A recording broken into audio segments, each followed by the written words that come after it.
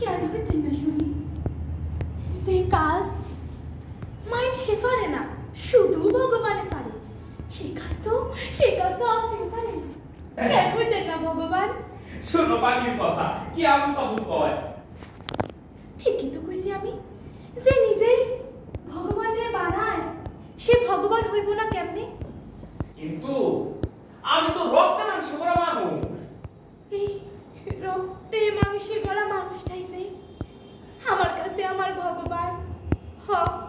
আমার ভগবান। কিন্তু ভগবান যে তোমারে ভগবান রে শ্রদ্ধা করুন যায়, পূজা করুন যায়। ঠিক আছে, তুমি যে হারিয়ে যাইবা, এই ভগবান তোমার লগই থাকবো। মনে রাখো কথাটা। খাটলার মধ্যে গিয়ে বইয়া থাকবো, জলের মধ্যে ছায়া থাকবো, আবার